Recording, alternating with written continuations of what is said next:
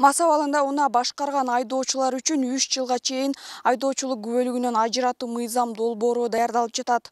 10 жыл аралыгында 10 миңден ашуун жаран жол кырсыгынан каза болсо, алардын көпчүлүгүнө мас абалында унаа башкарган айдоочулар себеп болгон. Аталган мыйзам долбоору жакында Жогорку Кеңештин кароосуна көрсөтүлөрү белгиленди. Ош шаарында 2021 жылдын башынан бери мас абалында унаа башкарган 506 айдоочу катталган. Учурда мас абалда унаа башкарган жарандар 17.500 сом өлчөмүндө айып пулга жыгылат. Ушул тапта жазаны катаалдаштырып, айдоочулук күбөлүктөн ажыратуу демилгеси көтөрүлүп жатат. Мурда жол кайгылуу кызматкерлери бир жерде туруп, анан колуна кызыл таякча менен тосуп, текшерип, фильтр кылып, мастарды текшеришкен да. Азыркы учурда биздин милициянын кайгылуу кызматында жок да, андай функция, кол менен жана жезл менен сотогон функция жок. Ошол явный нарушение кылган эле учурда ошол артынан спецмашина менен барып токтотуп гана текшербесек, ортосунда ошо ич алган айдоочулар нарушение кылбай үйүнө жетип алгандар көп. Анан айдоосуна карап, машинанын чектүүлүгүнө карап, анан текшерип, мас деп чыгарып атабыз ошол учурда. Ошол мыйзамды ошол кичине минус жерлери бар.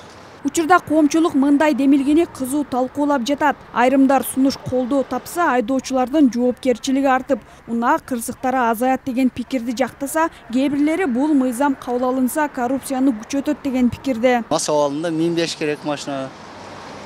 Ошол. Колдойсуз демек, а? Ооба.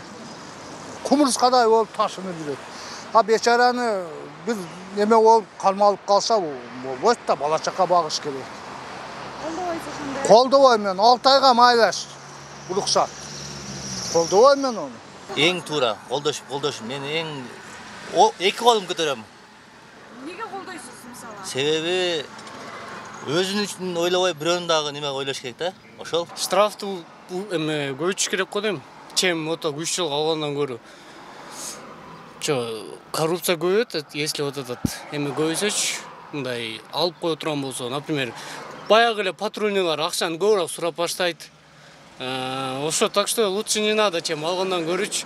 Мен 3 жыл алып коет экен деп калган акчаны сурай берет да патруль.